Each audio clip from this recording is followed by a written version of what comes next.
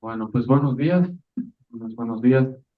Bienvenidas, bienvenidos a esta sesión de nuestro seminario de educación superior. Hoy es la primera y única de las sesiones experimentales que hemos implementado en esta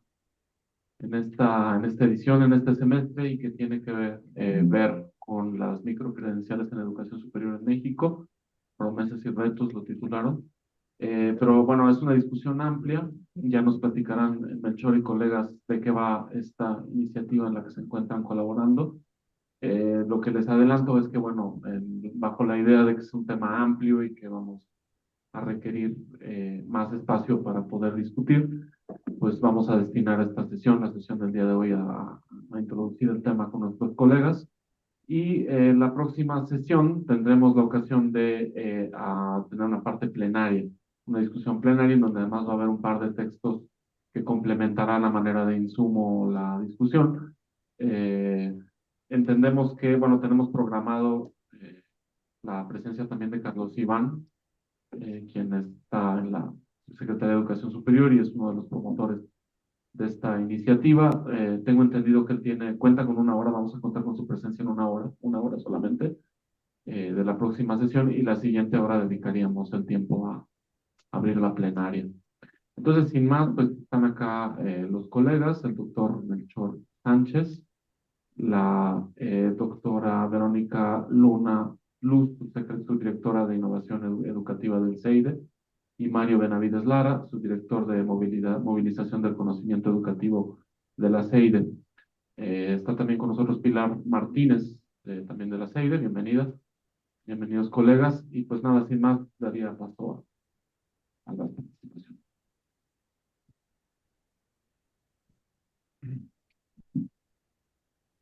Muchas gracias, Alejandro, y bueno, gracias por asistir a la sesión. El tema es un tema interesante que seguramente ya lo han oído, ya tiene varios años que está en el escenario internacional, y ahora que hay una fuerte iniciativa nacional para insertar estos conceptos en el corpus de cosas que hacemos en las universidades, es importante discutirlo. Compartiremos la presentación después, entonces voy a iniciar eh, con la parte inicial. Ahí está microelectrónico, estamos a los órdenes en la coordinación de evaluación, innovación y desarrollo educativo. Una de las cosas interesantes que han surgido es que en el discurso internacional da la impresión de que todo esto que tiene que ver con microcredenciales se ha convertido en una especie de bala de plata que puede solucionar gran parte de los problemas educativos de la sociedad en el siglo XXI. Y quisiera comenzar con esta breve viñeta. Supongamos que existe una universidad pública que decide lanzar una microcredencial en analítica de datos para ingeniería, diseñada para estudiantes y para egresados. La iniciativa genera mucho entusiasmo porque responde a las demandas del mercado laboral y puede fortalecer la educación y el desarrollo profesional continuo. Sin embargo, comienzan a aparecer varias tensiones ahí, como las ven, son un montón. Desde que no existe una definición institucional de qué es una microcredencial, qué es una insignia digital. Los consejos académicos preguntan si tendrá valor en créditos, el profesorado duda sobre la calidad y carga de trabajo, el jurídico cuestiona la propiedad intelectual y el uso de plataformas externas, y la administración advierte que no hay presupuesto estable para el diseño, evaluación y soporte tecnológico. Y al mismo tiempo, los empleadores locales muestran interés, pero piden credenciales verificables, comparables con otras ofertas eh, para saber cuáles piden, cuáles aceptan, cuáles compran. Y nos meten esta tensión de incorporarnos en innovación o no, de ser o no ser, de mantener la esencia de lo que implica ser una universidad. Entonces, la ruta de mi presentación es lo que está en la diapositiva. Hablaré del por qué y el qué de las microcredenciales, la situación global, algo de las microcredenciales en Latinoamérica y México, retos y oportunidades en las universidades, algunas reflexiones, y después Mario Benavides comentará ya los retos particulares en la UNAM, y Verónica Luna comentará algo de los retos desde el punto de vista de la innovación educativa. Entonces, Ya pasaron, este año son los 30 años de la publicación de este documento que seguramente todos ustedes conocen. Un documento hermoso, muy bien hecho, que habla de los 4 pilares de la educación. Y caray, bueno, yo siempre he dicho que si esto se hubiera convertido en realidad, ahorita tendríamos otro mundo, ¿no? Pero dentro de los 4 pilares de Delors está aprender a conocer, a hacer, a vivir juntos, aprender a vivir con los demás, aprender a ser. Y hay un apartado de la educación a lo largo de la vida, como imperativo democrático, etcétera, etcétera. Entonces, reitero que esto del aprendizaje a lo largo de la vida, obviamente antecede al informe de Delors con muchas décadas y sigue siendo uno de los grandes retos no resueltos en el aprendizaje de la sociedad y está puesto en los objetivos de desarrollo sostenible, en el objetivo 4, garantizar una educación inclusiva, equitativa y de calidad y promover oportunidades de aprendizaje durante toda la vida. Y ahí le puse negrita y subrayado, también para todos y todas. Obviamente el lenguaje del documento es tomado de la traducción al español, así está. Y cada uno de nosotros ha vivido el proceso de aprendizaje desde que somos niños y en el mundo ideal deberíamos de seguir aprendiendo independientemente de la edad que tengamos, ¿no? Porque el conocimiento sigue avanzando, la sociedad sigue cambiando, hay que ir aprendiendo cosas. Y pongo el ejemplo de los MOOC, porque en el 2012, que se le llamó el año de los MOOC, los cursos masivos abiertos en línea, salió en el New York Times y uno de los personajes, el de Udacity, una de las empresas que hacían estos cursos, decía que en 50 años solamente 10, muy pocas instituciones en el mundo van a proporcionar educación superior, ¿no? Lo cual, pues, por supuesto que no va a ser cierto. Pero lo pongo como un ejemplo de cómo las innovaciones brincan en el escenario, causan mucho ruido mediático y después las universidades cambiamos muy poco. Lo que sí es un hecho es que la naturaleza del trabajo y la vida sí nos exige, pues ahora sí que nuevos paradigmas, aunque la palabra paradigma sabemos que también está bastante gastada, ¿no? Pero al final del día, sí, las transiciones no lineales puestas en el esquema de la diapositiva de la vida moderna y la automatización sí requieren que las instituciones evolucionemos hacia tomar más de este aprendizaje continuo para cumplir los objetivos de desarrollo sostenible, ¿no? Y el modelo tradicional, pues, es eh, muy lineal y el mundo real es muy complejo, muy multidimensional. Las flechas van de un lado a otro sin un orden predeterminado, ¿no? Y en la parte de abajo de la diapositiva se menciona esta parte de necesidad de disrupción porque un porcentaje de menos de la mitad de los adultos participa en educación formal en un año dado. Hay una enorme demanda con un ecosistema que ha impulsado la demanda de habilidades específicas y transiciones rápidas. Se requiere que la gente cambie, como estamos viendo ahorita con inteligencia artificial, ¿no? Se requiere que las personas que ya están asignadas a alguna función en cualquier organización desarrollen nuevas habilidades, adquieran nuevas maneras de hacer las cosas. Y la solución, pues, idealmente se requiere una educación flexible, personalizada, en línea y bajo demanda que acompañe las carreras a lo largo de todas estas etapas. Y el mercado laboral, que es uno de los temas que más ha empujado esto, avanza más rápido que las estructuras académicas tradicionales, igual que la tecnología. En la imagen del lado izquierdo está la educación superior tradicional, en la que, reitero, solo el 46% de los estudiantes en América Latina logra graduarse. Y del otro lado está el mercado laboral dinámico, en el cual el 60% de los empleadores no encuentra el talento adecuado que ellos y ellas dicen requerir y exige una serie de habilidades, incluyendo las digitales transversales. El punto, pues, es que las microcredenciales no reemplazan a la universidad, pero se pretende que actúen como bloques de construcción rápida que cierren esta brecha de competencias y habilidades. Su origen fue fuera de las universidades. El nacimiento de este término ya tiene como una década y media, en esta convergencia de la evolución de Internet, del aprendizaje en línea y de las demandas del mercado laboral, y nacieron para resolver un problema más bien de infraestructura técnica, ¿no? ¿Cómo demostramos de manera confiable que la gente aprendió algo realmente y algo que sea valioso? y que no estuvo en el plan de estudios y que no se aprendió durante la licenciatura, maestría o doctorado. Y este experimento global que se está convirtiendo en muchas instancias como un estándar global, nace en el 2011, cuando la Fundación Mozilla y otras organizaciones lanzan esto que se llama los insignias abiertas, los Open Badges, tratando de crear estas estándares interoperables para que estas credenciales fueran verificables y que la persona las pudiera llevar a cualquier lugar y en cualquier lugar tuviera el mismo valor.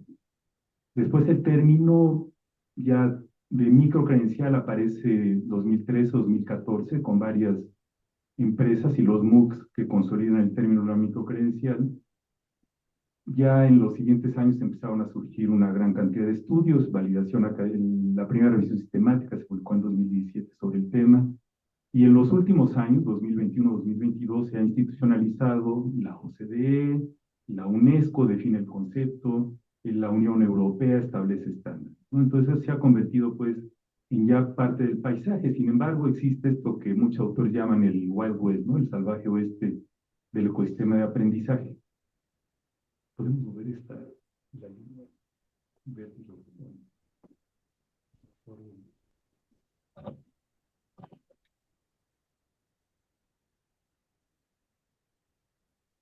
De lo que le llaman el salvaje oeste del ecosistema, ¿no? Porque a la falta de una taxonomía compartida se genera confusión, malentendidos, no hay un modelo mental uniforme, los empleadores no comprenden el valor real y los estudiantes dudan en invertir su tiempo. Y existe lo que está puesto del lado derecho, un montón de términos de badges, insignias, certificados, microcertificados, nanocertificados, nanogrados, bootcamps, etcétera, etcétera. Es una terminología fragmentada con muchísimos nombres y no un estándar subyacente. Y hay pues, un enorme, podemos llamarle caos, una gran cantidad de proveedores que va desde universidades tradicionales hasta gigantes tecnológicos y ONGs operando con reglas diferentes.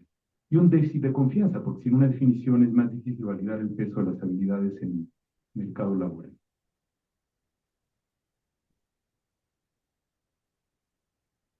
Y la UNESCO recientemente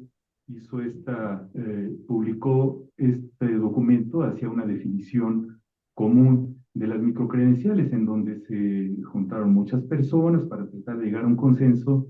Y es importante tratar de aclarar aquí el panorama un poquito en el sentido de que tenemos por un lado las macrocredenciales, que tienen un alcance, como todos sabemos, de un amplio cuerpo de conocimientos y habilidades transferibles, pero las microcredenciales, que su alcance es un conjunto específico muy enfocado de resultados de aprendizaje, de alguna competencia específica. La duración de las microcredenciales obviamente es muy larga, años de estudio. Las microcredenciales, periodo de tiempo corto y flexible. Aquí uno de los retos es qué tan corto es este tiempo. Los proveedores de las macrocredenciales generalmente somos las instituciones educativas acreditadas y reguladas, y las microcredenciales pueden ser entidades comerciales, privadas, ONGs, pero también la academia tradicional. Y el propósito de las macrocredenciales es pues, el avance educativo general y la calificación profesional. Y en las microcredenciales entran todos estos terminajos nuevos de upskilling, reskilling. Upskilling es como este mejoramiento profesional, el subir las habilidades que uno ya tiene. Y el reskilling se refiere a como cambiar de track, cambiar de camino, y cosas que uno nunca estudió, como pudiera ser inteligencia emocional, habilidades de comunicación no verbal, manejo de conflictos, etcétera, o ahora la inteligencia artificial, que requieren que uno adquiera habilidades que no estaban en los planes de estudio que llevamos en nuestras macrocredenciales, y que las instituciones requieren habilidades, pues, puntuales. De todo este proceso sale esta definición consensuada en la cual hay varios componentes. Uno de ellos es el origen. Tiene que ser idealmente un proveedor de confianza.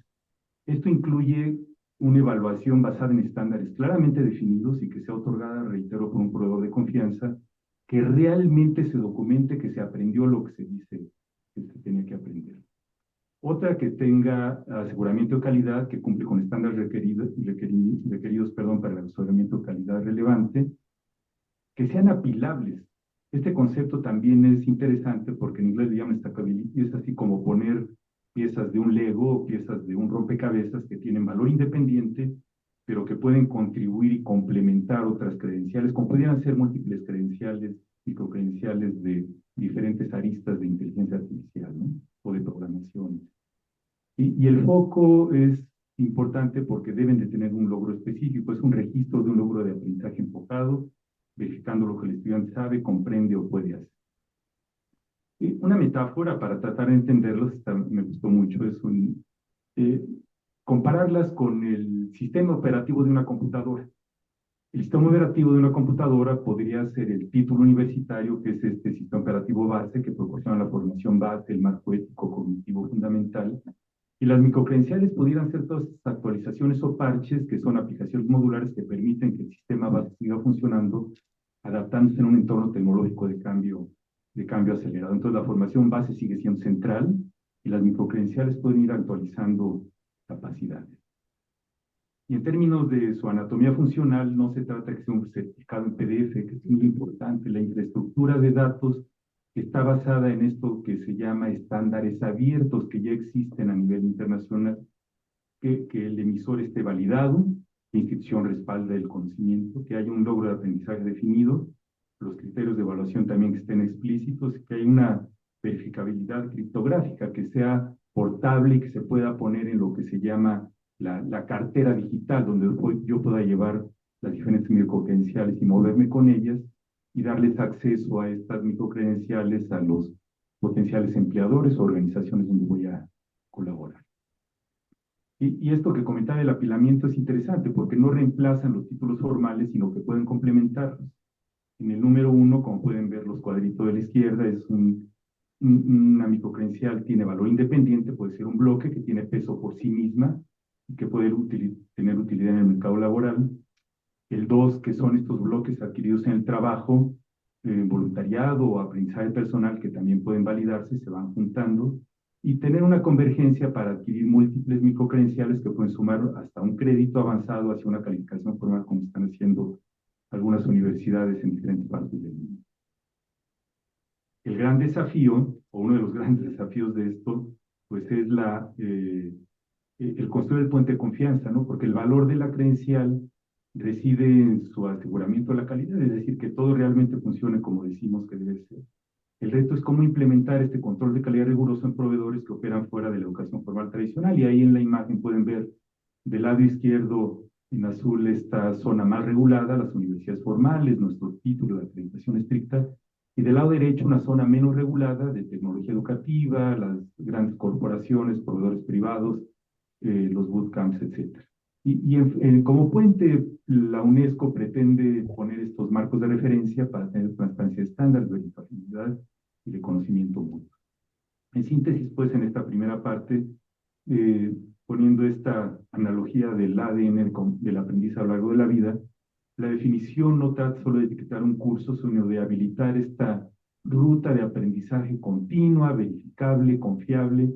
Obviamente esos años que se ponen ahí son, muchos de nosotros ya estamos del lado extremo, tal vez nos salimos de la diapositiva, son solamente como un esquema genérico, pero inicialmente uno obtiene una macrocredencial como el título base y después adquirir microcredenciales como esto de skilling, de mejoría profesional tecnológico integradas por empleadores, la transición a carrera apoyada por portafolios apilables y después microcredenciales para adaptarnos a adaptación digital y aprendizaje por mero interés profesional, ¿no? Si uno quiere aprender algo de botánica o de control de la contaminación o cómo funcionan los automóviles, lo puede uno hacer también por interés personal y tener un documento que pudiera eventualmente servirle más allá de la satisfacción personal. Brevemente comentaré algo de la situación global, ¿no? En esta imagen presento esta tensión que siempre existe, ¿no? El debate entre la formación técnica y el desarrollo humano. Y esta fiebre de los microcredenciales hace que renazca este debate que ya tiene muchos años. Por un lado, como ejemplo, David Sneden y la visión esta de que la educación debe reorganizarse para servir a la sociedad y al mercado. La utilidad comercial y la preparación para la fuerza laboral pueden ser uno de los principales objetivos. Pero la parte más holística, como puede ser John Dewey, de reducir la educación al entrenamiento de habilidades específicas para la industria, lo que puede hacer es perpetuar el statu quo corporativo, sacrificando el intelecto crítico y el desarrollo ciudadano. Y lo que hice, me gusta mucho buscar literatura sobre los temas, utilicé algunas de las plataformas de inteligencia artificial como esta de Elicit para buscar a ver cuál es la evidencia pura y dura de que esto funciona en educación superior, pero en términos de tasa de empleo, de desempeño y logro de competencias, de incremento en el aprendizaje vitalicio a lo largo de la vida. Es interesante lo que se encontró, no voy a entrar mucho en detalle, solo para decir que no hay tanta como uno cree. No hay un montón de artículos, pero muchísimos son artículos de opinión nada más o de análisis. También utilicé consensus y ahí pueden ver haciendo la misma pregunta. La respuesta es que sí a algunas cosas, pero no es tan sólida la evidencia para que te paguen más o para tener mejores trabajos. Y como veremos a continuación, aquí en este resumen de toda esta evidencia, tratando de resumir lo que encontré en varias docenas de artículos, eh, en términos de competencia y desempeño, sí existe bastante evidencia de que la gente aprende, lo cual es como lógico, ¿no? Ya de eso muchos investigadores en educación dicen, no debemos de preguntar si tú le enseñas algo a alguien, aprende, porque es un ser humano y necesariamente tiene que aprender. En fin, pero nos gusta demostrar eso, ¿no? Entonces hay evidencia de que si tomas un curso, aprendes del curso, y hay ganancias significativas en que tú crees que aprendiste, en lo que dice la confianza. Yo siento que aprendí a programar en Python, o aprendí a hacer una diapositiva con inteligencia artificial, etcétera. Y también algunos de desarrollo de habilidades, pero de habilidades muy técnicas específicas, en términos de cuestiones digitales, de ingeniería, de matemáticas, física, etcétera. En el cuadro de en medio, que ya está menos lleno el tanque en aprendizaje continuo, sí se ha documentado alta motivación después de los cursos, las gente que toman estos cursos, que son obviamente una población preseleccionada porque tienen la motivación de tomar el curso, un porcentaje no trivial se registra para tomar más cursos. Y es muy atractivo para personas adultas, profesionales, que tienen poco tiempo, que tienen trabajo. Y en términos de empleabilidad, el tanque está ya menos lleno.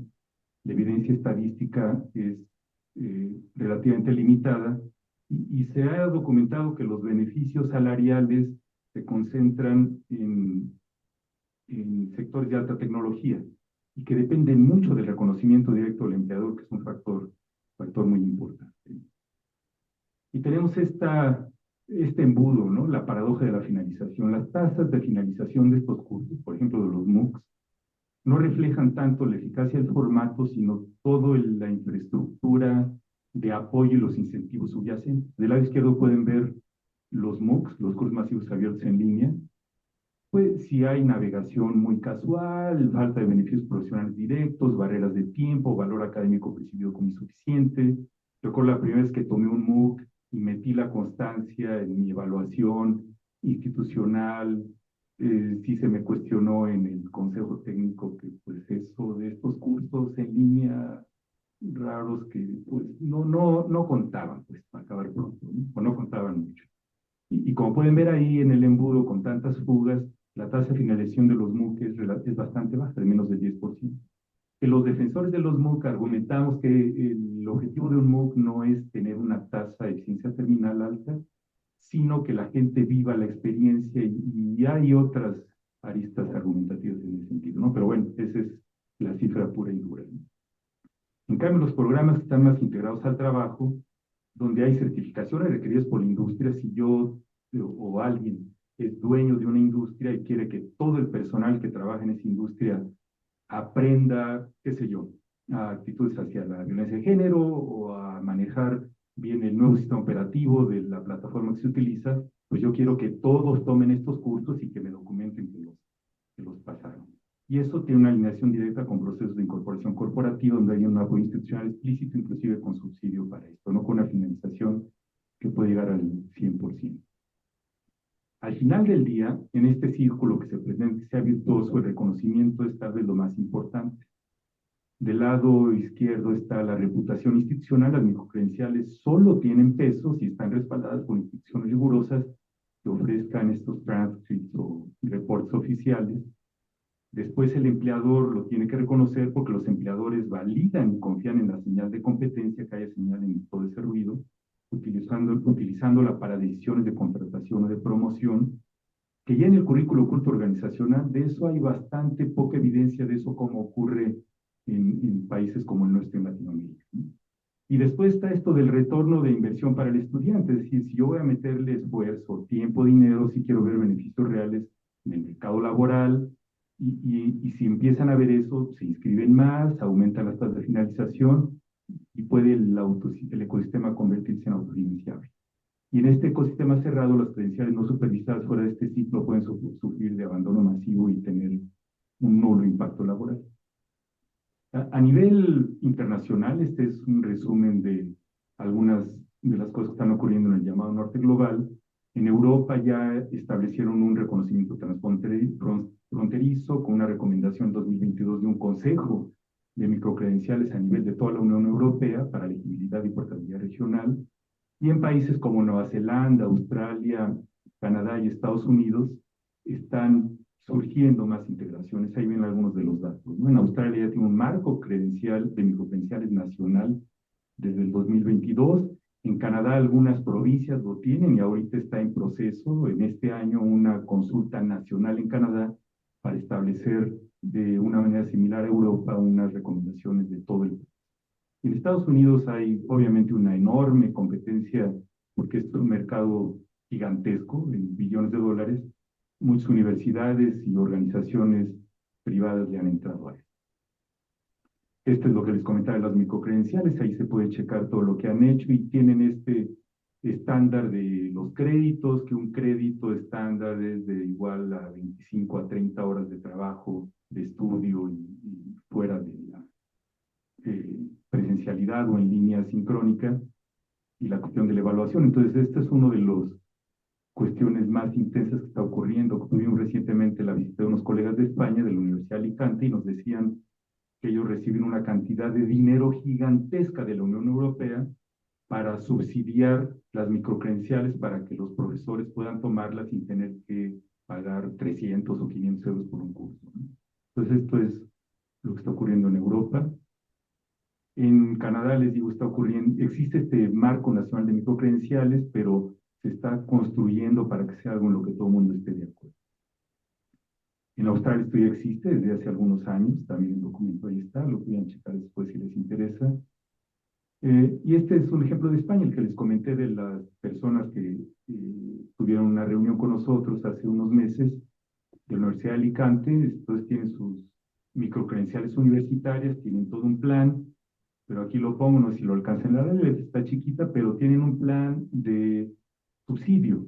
Y como dice ahí abajo, una tarifa subvencionada al 70% para aquellas personas que tengan entre 25 y 64 años y al 100% para una serie de categorías, ¿no? Entonces hay un enorme apoyo financiero para que se hagan microcredenciales de buena calidad que pueda tomar la gente sin que salga mucho dinero de su bolsillo.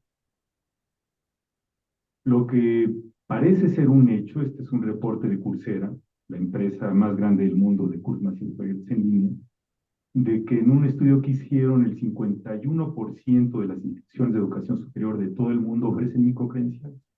Y entre las que no lo hacen, el 68% indica que planea hacerlo en los próximos 5 años.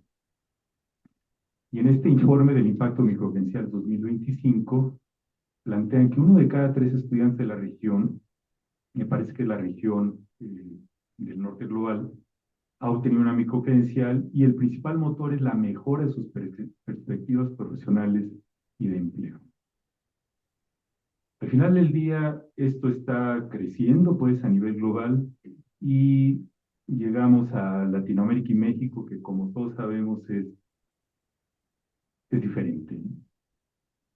Entonces, la UNESCO y el IESALC publicaron recientemente este mapeo de las microcredenciales en América Latina y en el Caribe. Es un documento de acceso abierto hacia un marco común, donde utilizaron la definición planteada por la misma UNESCO para avanzar en esto.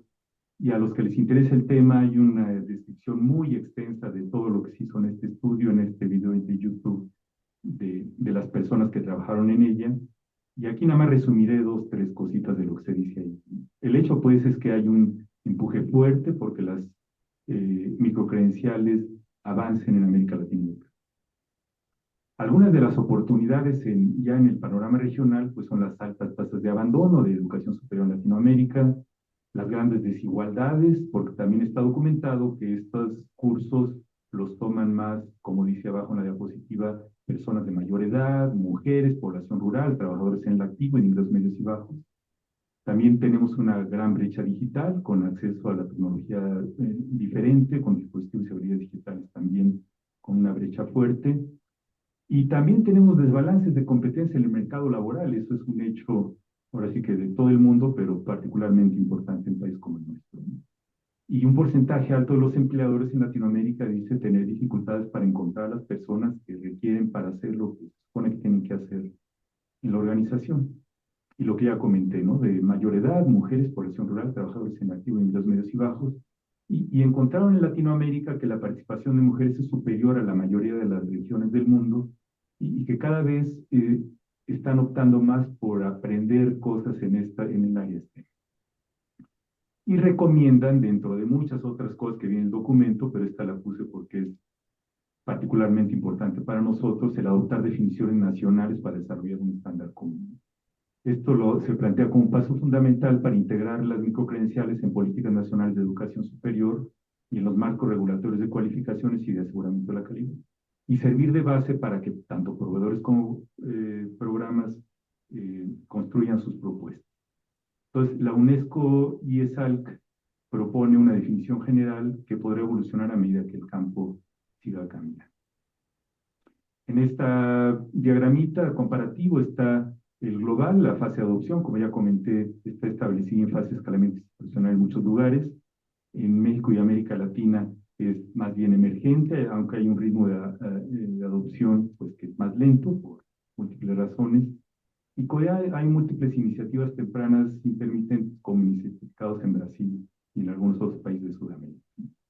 Los impulsores principales a nivel global pues, es diversificar los ingresos y tener credenciales apilables para obtener grados. Y en nuestro medio es más bien para cerrar las brechas de habilidades, la formación basada en el trabajo y ahí pueden ver, basada en el trabajo y el desarrollo profesional continuo. En términos de la evidencia, como comenté a nivel global, es robusta en que uno aprende cosas, es moderada, limitada en cuanto a empleabilidad y nivel de ingresos, aunque sí existe algo de evidencia. En nuestro país, le puse desierto de datos porque así me lo reportó el consensus, ¿no? A la hora de pedirle, a ver, pero en México y Latinoamérica, y así me dice, hay un data desert, hay un desierto de datos, o sea, sí hay datos, pero no los que uno quisiera, y predominan análisis teóricos, tendencias y opiniones de políticas gubernamentais. Barreras críticas a nivel global, los riesgos de fragmentación educativa y inequidad de acceso, y a nivel local, ausencia de definiciones compartidas, reconocimiento limitado por parte del mercado laboral local. Entonces, aquí pues tenemos una demanda creciente en América Latina y México, con evidencia limitada, por lo menos desde el punto de vista académico. Existe un interés acelerado para cerrar estas brechas. Sin embargo, se requieren estudios empíricos directos sobre el impacto en el empleo de salarios en nuestro contexto, porque, reitero, la literatura actual se basa casi exclusivamente en discusiones políticas y datos anecdóticos. Y esto está tomado de una revisión sistemática, ¿no? Y no es que sea un fracaso del modelo, sino una oportunidad estratégica de liderazgo. Las instituciones que entren a esto pueden implementar sistemas rigurosos de evaluación que pudieran contribuir a definir el estándar. Y nada más menciono algunos de los que le han entrado al tema en nuestro país. El TEC de Monterrey, sin duda, ellos tienen un programa amplísimo de microcertificaciones, microcertificados y microcredenciales. Le dedican una gran cantidad de recursos humanos y financieros al proceso, porque además los mismos egresados del TEC son ahora sí que los empleadores de los egresados del sistema, entonces tiene un interés fuerte en promover esto, más allá del tema económico. Y hay algunos lugares, por ejemplo, en el estado de Guanajuato, la Constitución Estatal de Guanajuato ya metió las microcredenciales en términos legales y la Universidad de Guanajuato tiene un programa amplio también del tema, como un ejemplo a nivel nacional, como un ejemplo de lo que se puede hacer, ¿no? No necesariamente que sea un ejemplo así. En la UNAM tenemos los MOOCs, los famosos cursos masivos abiertos en línea. No sé esta imagen de la vaca, quién la generó, pero es la que está puesta ahorita en la página de internet, la vaca de colores. Este, pero tenemos, como dice ahí la imagen, más de 6 millones de personas registradas en el MOOC de la UNAM, los MOOCs de la UNAM, eh, con 161 cursos de más de 46 entidades académicas, y en el universo de Coursera, que es el principal proveedor de esto en el mundo, México es el tercer país con mayor número de estudiantes después de la India y de Estados Unidos. El programa Coursera para la UNAM permite a los universitarios la obtención de certificados gratuitos. Ya hay más de 79,000 estudiantes únicos que han invertido más de $1.300.000 de aprendizaje. Esto es tomado de la página de MOOC-UNAM, que lleva la CUE. A nivel global, los cursos de la UNAM han beneficiado a más de 4 millones de estudiantes únicos con conocimiento generado en la UNAM, 44% mujeres, 56% hombres. Y ahí están los grupos de edad de usuarios. Hay un predominio de personas jóvenes entre 25 y 34 años, y esto aumentó muchísimo durante la pandemia. Después bajó, pero se ha mantenido más alto que antes de la pandemia. Y comentando lo que la iniciativa del gobierno federal, que esperemos que dentro de 15 días el doctor Carlos Iván Moreno nos pueda ampliar un poco el tema, pues la Secretaría de Educación Pública instaló esta Comisión Nacional de Aprendizaje a lo largo de la vida para transformar la educación superior. Ahí están los comunicados y una serie de declaraciones a nivel mediático. Y en este boletín sacan algo que se llama la constancia de situación profesional. No sé cuántos de ustedes la han descargado, pero el 27 de enero ya habían descargado más de 2.5 millones constancias de situación profesional, con más de 16,000 consultas diarias. Esta es la mía, ¿no? No borré el nombre porque, bueno, supone que es información pública, ¿no? Entonces la descargué, ahí está el nombre. Inicialmente no me aparecía la especialidad, tuve que entrar, pero con el CURP uno liga la especialidad y ahí ya me apareció la especialidad en pediatría, la cédula y la fecha de expedición, porque esta constancia cubre, desde el punto de vista técnico, todo esto que dijimos antes de trazabilidad digital y de imposibilidad de falsificación, ¿no? Entonces, gradualmente se pretende, ahí está lo de doctorado en ciencias, la maestría no está. Intenté validar la maestría de Chicago aquí, después de un año de esfuerzos infructuosos, cuando llegué al punto que me dijeron, tiene que traernos traducidos al español, con español validado por alguna de estas entidades validadoras de traducción, todos los sílabos de todos los cursos que tomé en la maestría.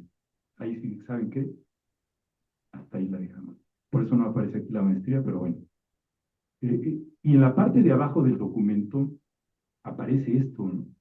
Que es la idea de la Secretaría de Educación Pública, es que ahí aparezcan, si estás colegiado, ya ven que esto tiene implicaciones legales, por ejemplo, para personas como médicos, ingenieros, abogados, las certificaciones.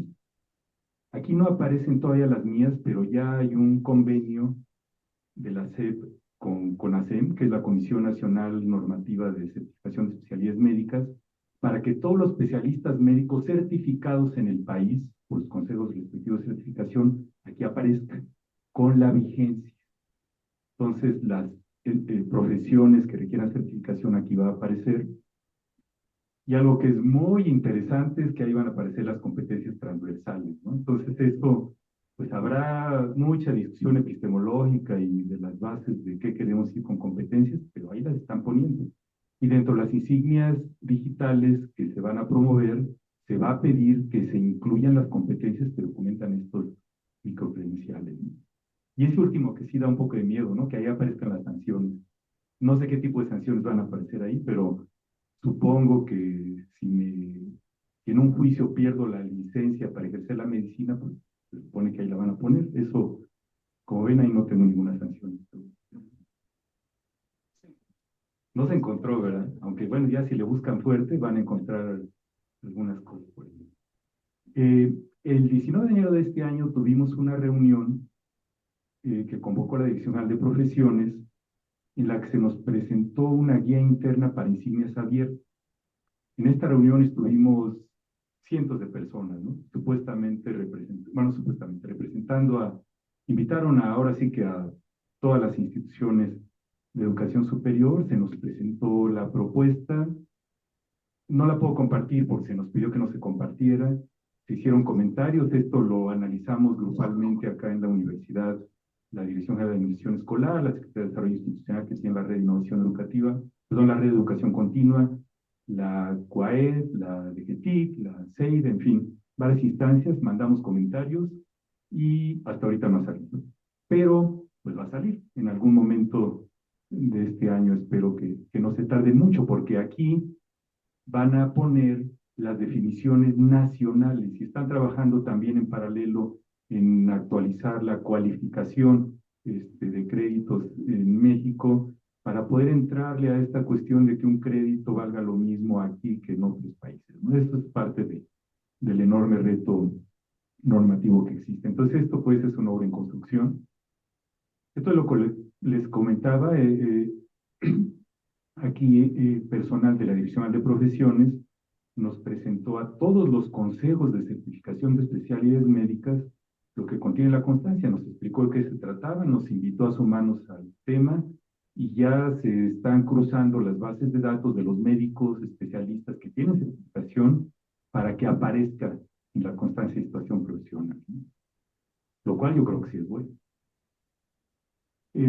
Y como un efecto de lo que está ocurriendo, Ceneval ya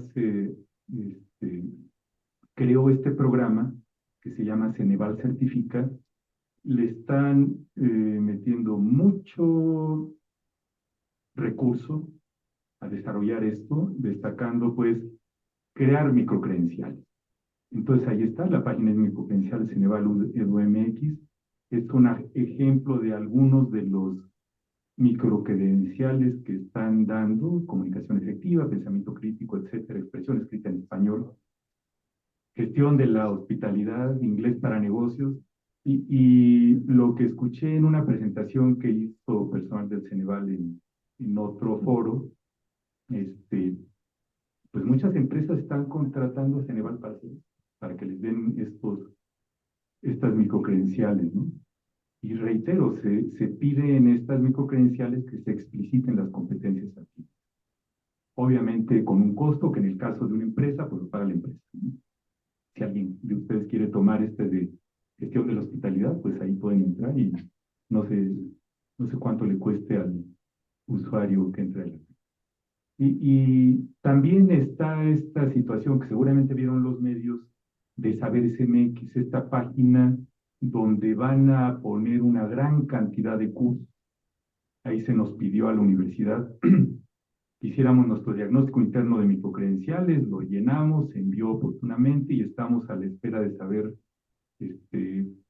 cómo vamos a colaborar en ello. El punto pues es que se nos pide que aportemos cursos, pero que sean gratuitos, que no le cuesten a la persona que los tome y que entre en este universo de microcredenciales promovido por la Secretaría de Educación Pública. Como pueden entrar ahí a la página y explorarla.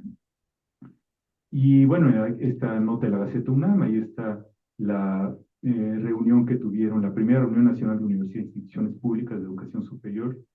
Ahí estuvo el señor rector y se planteó pues que la UNAM se va a sumar a esto y estamos pues en ese proceso de ver de qué manera podemos colaborar en este proceso. Y esta radiografía, como ven, varias de las diapositivas las generé con Notebook LM utilizando el mismo material que utilizamos, entonces por eso tiene este esquema medio griego, por hacer, pero no quise poner algo más de cartoon, ¿no? Más de caricatura. En fin, este ecosistema interoperable de credenciales está la política pública, de educación pública, como puede ser Saberes MX, con una plataforma pública para cursos cortos gratuitos que certifiquen habilidades, que construirá eventualmente una masa crítica nacional, pero que enfrente el reto, pues, de que haya los suficientes cursos y que realmente cubran todos los requisitos que debe tener una microcredencial. Las universidades privadas está el TEC de Monterrey, TEC Milenio, y en las públicas ha destacado Guanajuato, la Universidad Autónoma de Baja California, que también tiene un amplio programa del tema, porque sí hay que reconocer que esto puede ser un recurso de ingreso ordinario, que también forma parte del esquema de obtener recursos financieros, ¿no? La Universidad de Guadalajara también está. Y esto ya ven que salió publicado el 14 de este mes el Programa Nacional de Educación Superior, pues ahí está puesto.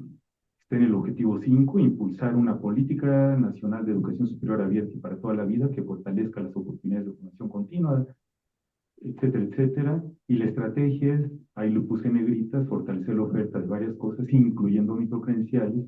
Y las líneas de acción no las puse todas, puse nada más dos, y están puestas las microcredenciales en varios, pero si leemos la línea de acción 521 dice impulsar en colaboración con las 10 la ampliación de la oferta. La 523, impulsar en las 10 el desarrollo de microcredenciales, etcétera, etcétera. La petición de las autoridades es que los cursos, todo lo que demos sea sin costo. Y que la universidad no reciba por así que un pago de la Secretaría de Educación Pública por hacer los cursos, ¿no? Que forma parte, pues, del esquema actual, ¿no? Y los invito a checar esta liga que les pasamos la semana pasada del secretario de la FIMPES, Bernardo González, que habla sobre el tema y ahí pues nada, puse esta frase, ¿no? Están emergiendo un entorno dinámico, diverso y fragmentado. Las IES crean sus propios instrumentos, pero también adoptan y adaptan microcredenciales de otras universidades y están estos actores, proveedores como Coursera, etcétera, que están pues ahí, las grandes empresas tecnológicas como Google y Microsoft. Y ya para acercarme al final de mi presentación, les anticipo que las de Mario y Vero van a ser más breves, ¿no? Yo me quedé con la tajada de León, para que no vean que van a estar aquí 3 horas. Esto es también de que las instituciones de educación superior a menudo se enfrentan al desafío de integrar las microcredenciales en los modelos de enseñanza tradicionales y en los planes de estudio, lo que exige, por supuesto, flexibilidad en estructuras académicas, compromiso del profesorado y mecanismos para el reconocimiento. De esto abundará más Mario Benavides en términos de lo que esto implica para la universidad, ¿no? Y esta cuestión de las insignias, ¿no? Porque las insignias están ahí, las insignias digitales, y las insignias para muchos es algo como más light que una microcredencial en forma, ¿no? Y puede ser un error estratégico confundirlos, o pueden convertirse en cosas más o menos decorativas. Aquí están un par de insignias de badges que me dieron recientemente en un congreso de inteligencia artificial, Empowering Learning in AI. Y pues cuando pedí constancia me dijeron, pues, ahí está tu badge of recognition, ¿no? Entonces pues ahí lo imprimí, lo puse en mi informe al Consejo Técnico de la Facultad de Medicina a ver qué dicen de ese badge. Dice speaker ahí abajito, ¿no? El nombre. Y el badge de abajo es de un Congreso Internacional de Innovación Educativa del TEC. También ahí dice, y ven que le ponen ahí, Session with Big Attendance. Bueno, entonces, es un badge que uno puede poner en su perfil de LinkedIn o en tu currículum, etcétera, ¿no? Entonces, ¿qué tanto demuestra esto algo? Es cuestionable. Por eso una microcredencial es más que un badge. Por ejemplo, este badge sí lo pongo porque este sí es un badge más, como de más orgullo. Participé en un panel de expertos cuando estábamos en la crisis de la pandemia, en educación a distancia, del reporte Horizonte, y ahí me dieron este badge. También pedí una carta y me dijeron, no, este es el badge. Okay. Entonces, en el badge ahí dice las habilidades, análisis, colaboración, comunicación. Vienen los criterios para que me otorgaran el badge, y viene ahí, no voy a entrar en detalle, pero vienen todos estos detalles. Y enfatizo lo que está del lado izquierdo abajo. Esta badge está validado en un sistema global, interoperable, no falsificable, en el cual ya hay también una gran industria de esto, que es una empresa que se llama Credly, ¿no? Que es para validar los badges o las insignias digitales, ¿no? Que algo que tendrá que ocurrir en nuestro país para que esto crezca. Pues la realidad de la evidencia en términos de las expectativas como solución mágica inmediata para empleabilidad, pues parece que no es tanto así. La evidencia es que el impacto no es muy concluyente y estudiantes y empleadores valoran atributos distintos. También la expectativa de tener aumentos salariales automáticos por acumulación de insignias, también la evidencia lo documenta para algunas actividades muy concretas de educación continua y de reskilling, de adquisición de habilidades, de actualización profesional. Y la última, de mejora del aprendizaje, nada más por mera motivación extrínseca y gamificación, pues también no mejoran, no cambian a la persona, no hacen que la persona entre y salga ya como un aprendiz para toda la vida de ahora en adelante, ¿no? Se requiere una evaluación más auténtica y un reconocimiento profesional externo. Desde mi punto de vista, como una de mis áreas que me dedico en educación, que es la evaluación educativa, uno de los potenciales talones de Aquiles es la evaluación, realmente documentar que el batch que me dieron de aprender a programar en Python, realmente sé programar en Python. Y en este esquema del diagnóstico en América Latina, pues ahí está puesto el rombo, hay una adopción acelerada, un interés amplio, no hay tanta estandarización y nos faltan los marcos regulatorios. Y ahí están los retos estructurales críticos que ya comenté. Algunos éxitos, podríamos ver el abandono de la constancia en papel, ahí sí la Dirección General de Profesiones tienen ahora sí que la consigna de que desaparezcan, entonces ya por emisiones digitales verificables. Integración orgánica y baja fricción, sobre todo en áreas de educación continua, es mucho más difícil en áreas que impliquen insertarlas en los planes de estudio y que cuenten como créditos en las carreras. Y la aparición de plataformas públicas democratizadoras como Saberes MX, que ese es el camino, ¿no? Las fricciones son la confusión conceptual, el fetichismo tecnológico de que esto se puede convertir en nada más adornos digitales, que no cambien realmente el aprendizaje de las personas, una limitada evaluación porque luego se mide mucho el volumen de emisión, ya dimos 1 millón de microcredenciales, sin cambios en los trayectorias laborales. Y esta tensión colegiada de la resistencia a intentar meter en el currículo en grados formales sin un consenso y participación de la comunidad docente. Los riesgos, aquí está, hay varios. Uno es la fragmentación curricular, esta erosión de la formación integral que se puede mitigar iniciando la adopción en la periferia. Se recomienda no tratar de entrar de principio en planes de estudio, porque eso es muy complejo y tiene muchas aristas de todo tipo, socioafectivas, políticas, etcétera. Entrar en educación continua, ¿no? Porque todas las universidades tenemos educación continua. El segundo riesgo es la inflación de credenciales, que haya tantas que pierdan valor por el exceso de disponibilidad de las mismas. Esto se puede mitigar pues exigiendo que se hagan bien y prohibir insignias nada más por la simple asistencia, ¿no?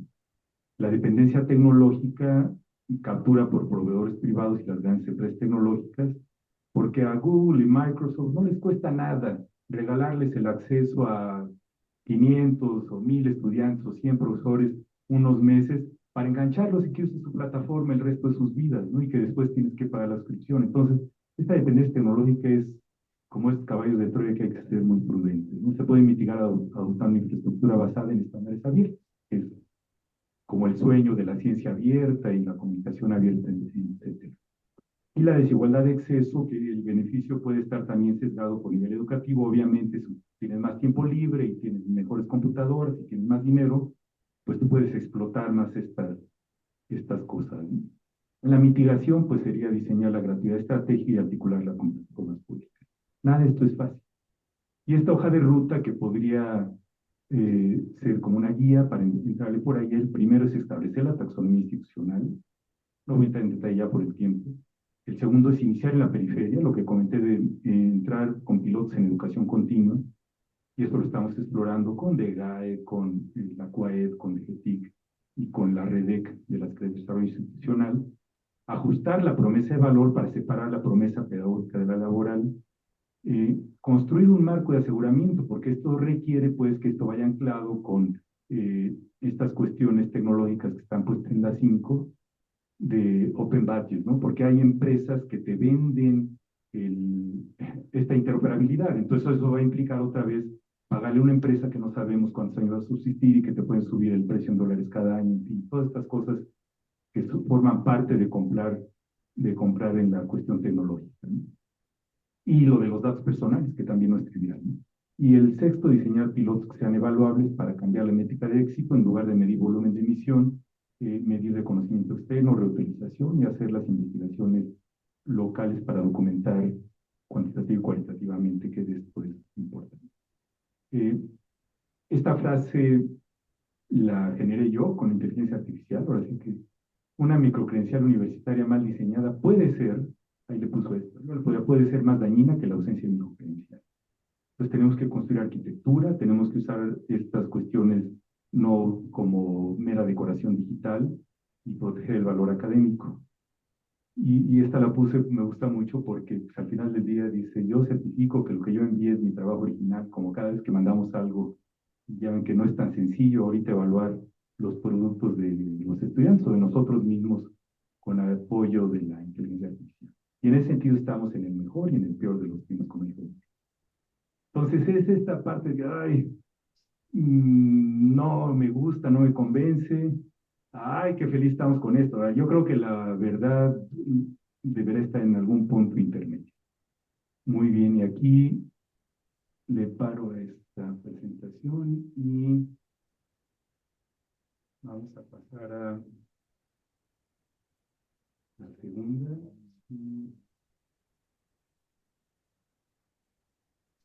Pues a continuación, Mario Benavides, su director de movilización de conocimiento educativo de la... Voy a quitarle aquí, ups.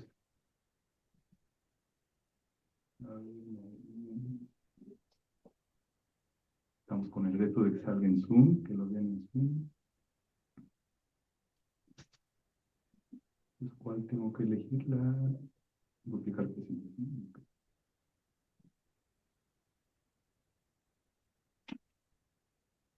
Muy bien. Pues le paso el micrófono a Mario Benavides. Sí, gracias, doctor. Un poco nada más brevemente para enmarcar en algo más amplio toda esta explicación exhaustiva que nos dio el doctor y a partir también pues, de las investigaciones, del trabajo que hemos realizado con la comunidad universitaria, evidentemente el trabajo directo con los profesores y con el estudiantado, pues quisimos un poco identificar cuáles son estas condiciones y retos en relación del proyecto histórico de la universidad y de la UNAM en específico, y que deben de ser consideradas en este tema de las microcredenciales. Entonces, en ese sentido, el objetivo es pues, plantear un escenario analítico a partir de esta identificación de condiciones actuales de educación, del desarrollo de la educación superior y de la UNAM, para señalar algunos de los retos que las microcredenciales pues, plantean al proyecto educativo histórico de las instituciones de educación superior en México.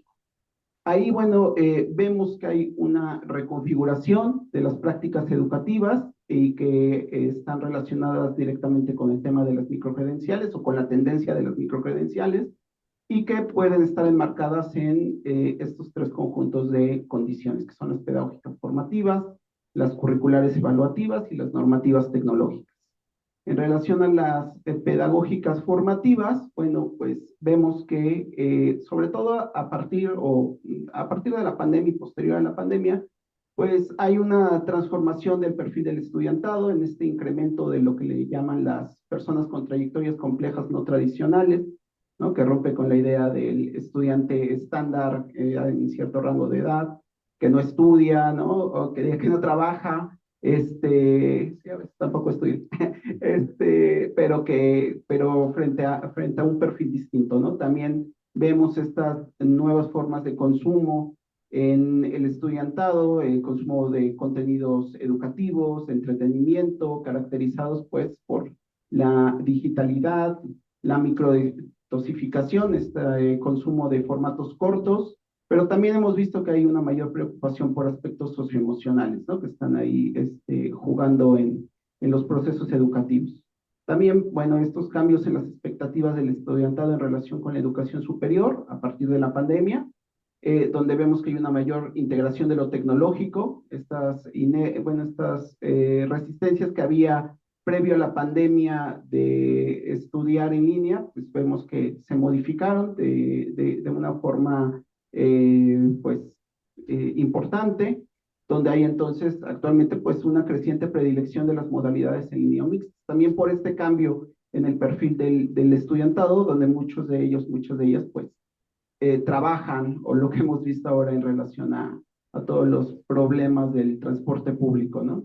También, bueno, estas nuevas formas de relacionarse de manera personal y colectiva, donde la universidad, pues parece que ha dejado de ser este lugar principal de vida y socialización de las personas jóvenes por otros espacios, ¿no? E incluso otras formas de existencia más en lo digital.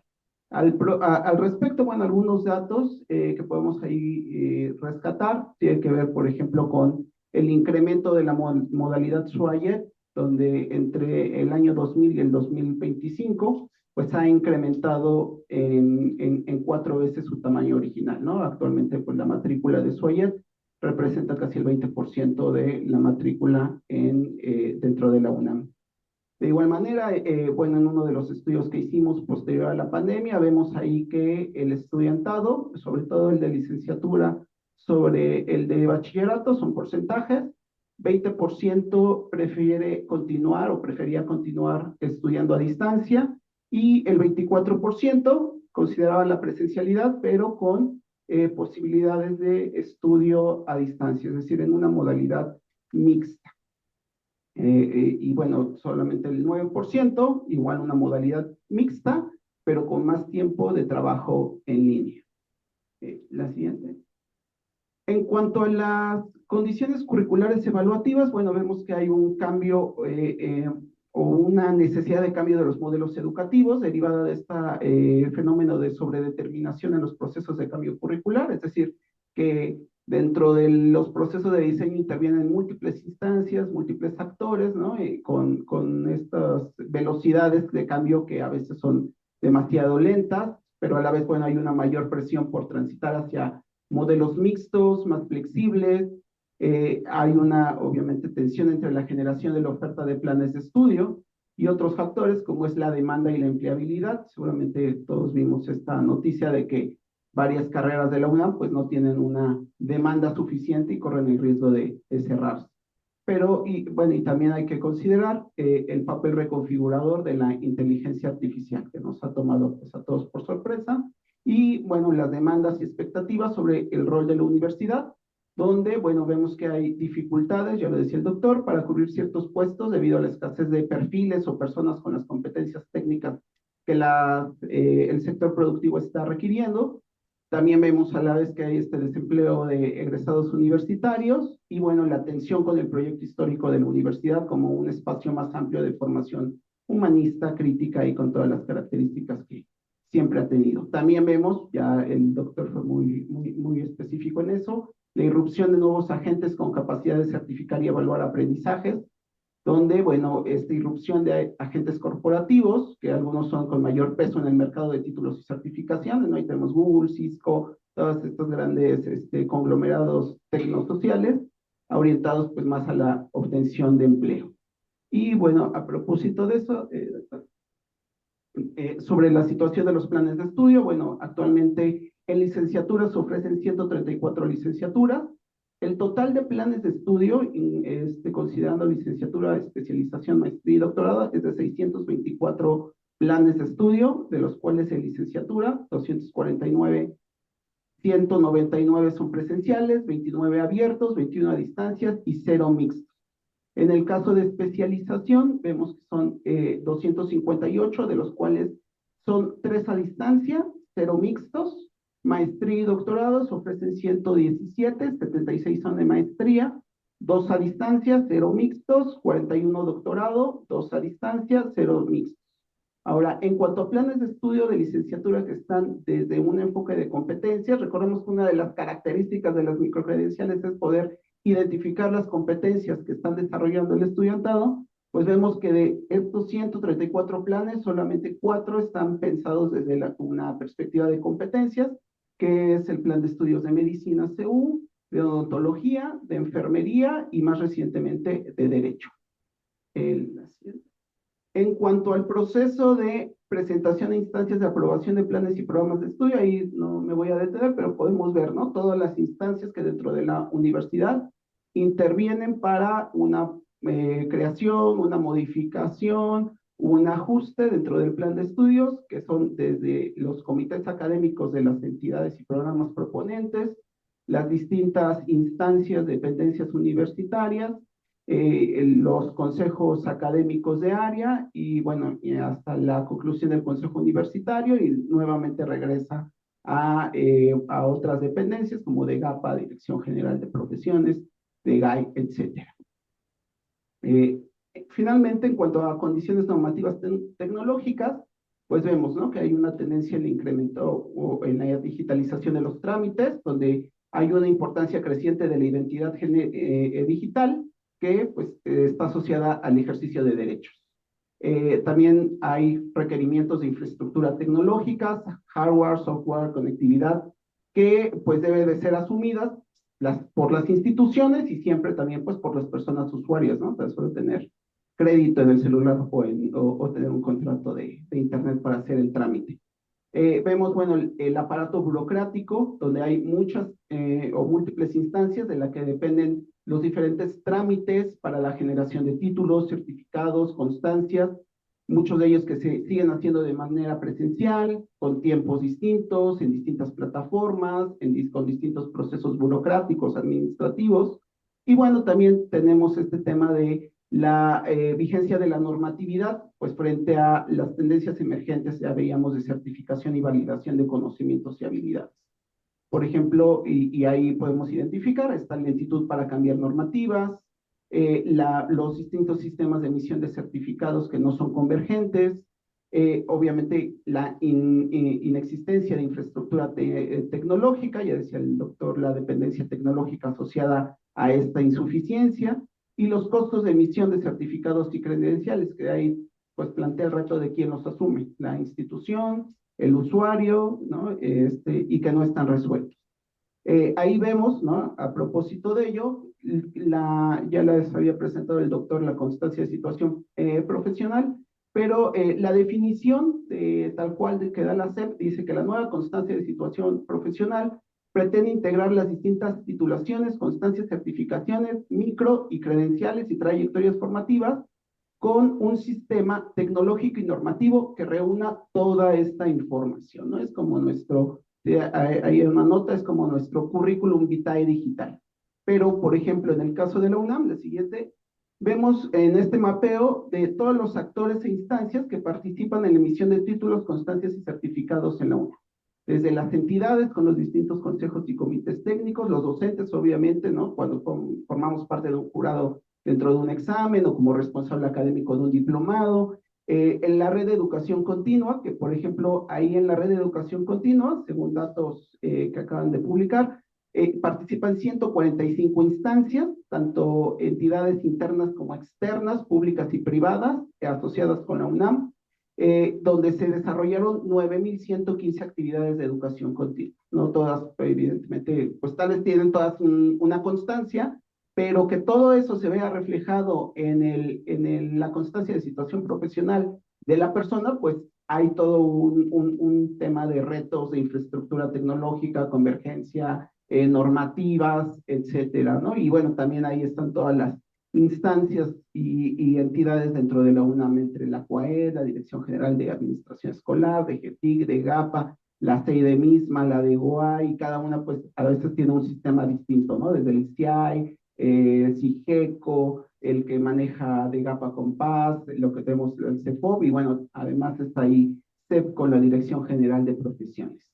Esto, bueno, ya nos lleva para cerrar algunos de los retos que podemos identificar respecto de que las microcredenciales, ¿no?, están insertas en un contexto de consumo de contenidos breves, trayectorias flexibles y digitalización, y esto viene a desafiar pues a la universidad para sostener procesos formativos amplios y articulados que a la vez pues respondan a la realidad y necesidades de los actores sociales, específicamente de los estudiantes, y bueno, también estas tensiones no resueltas entre las demandas del mercado laboral, las competencias técnicas del estudiantado de formación y de las personas egresadas, y las finalidades de la educación universitaria, ya decía yo, entendida como este espacio o proceso de formación más amplio, crítico y humanista. Finalmente, están la irrupción pues, de estos agentes corporativos con capacidad de certificar, que le plantea a la universidad este reto de no perder la centralidad en la definición de qué saberes y habilidades tienen valor académico, laboral y social. Y bueno, finalmente, la complejidad burocrática, la dispersión de actores, la falta de convergencia tecnológica, que colocan pues a la universidad, a las universidades públicas, pero especialmente a la UNAM, pues ante el reto de enfrentar esta tendencia emergente, pues con estructuras, recursos que no fueron pensadas para este tipo de certificaciones, ¿no? Y yo ahí le dejaría para dar la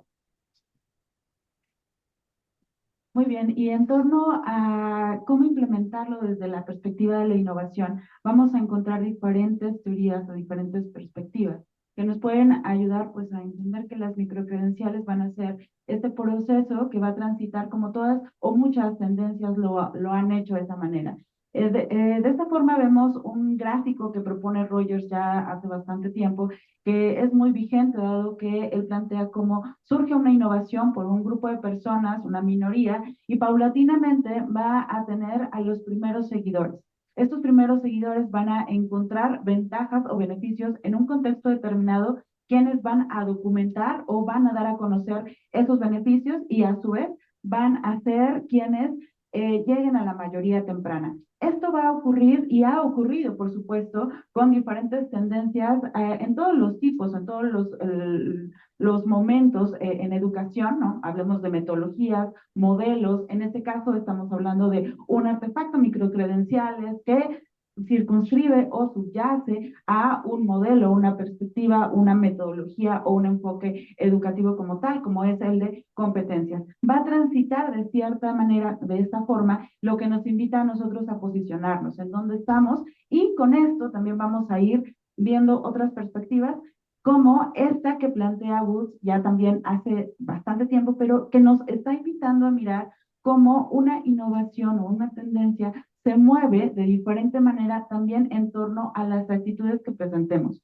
¿Por qué? Porque sí, va a ser un cambio, ¿no? El salir de este cotidiano o este continuo nos va a implicar en un momento determinado una crisis, ¿no? Vemos una pequeña bajada en un nivel actual en el que estamos, un pequeño bajo, después viene una negación, ¿no? Sube un desempeño y vamos viendo cómo en este caso el estudiantado, cuando esta gráfica fue muy famosa, muy popular, en cuanto se habló de la nueva forma de trabajar frente a la época de la pandemia, ¿no? Y aquí vemos cómo el estudiantado tiene esta manera de bajarse hasta el quinto punto de esta rendición mínima y posibilidad de éxito, ¿no? Vemos esta falta de expectativa o esta carencia de esta actitud que en un determinado momento dentro del contexto poco a poco fue subiendo hasta llegar a una integración, a integrarse a esa nueva circunstancia que estaban viviendo, bueno, que estábamos viviendo como tal. Posteriormente, bueno, también tenemos a esta curva de sobreexpectación que también nos da una respuesta de cómo incorporar las microcredenciales de manera paulatina, ¿no? Encontramos también esta como una referencia en tanto que se habla pues de los desarrollos tecnológicos en un momento que ocurren en este lanzamiento con un pico de expectativas sumamente altas, pero a lo largo del uso, a lo largo del momento en el cual se van insertando en un contexto determinado. Aquí hago mucho énfasis en esto porque recordemos que las innovaciones se denominan como tal por un grupo determinado de adopción, partiendo de la definición de Rogers, que nos va a ir diciendo cómo se va a ir integrando de manera tal que quizá llegamos a este abismo de desilusión porque veamos que no está funcionando como tal para darnos una respuesta a una necesidad o a una problemática. Paulatinamente vamos a ir teniendo esta rampa de consolidación que nos invite a llegar a una meseta de productividad. Es decir, que de todo eso que se había tenido presupuestado desde el inicio, en estas expectativas amplias, vamos a ir de ahí desglosando cuáles son las que realmente están atendiendo a nuestro contexto determinado. De esta manera, para cerrar, vemos de manera muy sintética que ya lo hemos conversado los tres, pero este esquema nos parece sumamente representativo porque este ecosistema de innovación local que proponen desde este panorama de mirar todo, el aspecto que configura a una innovación o la forma en cómo la innovación va a tener éxito o el proceso de innovar.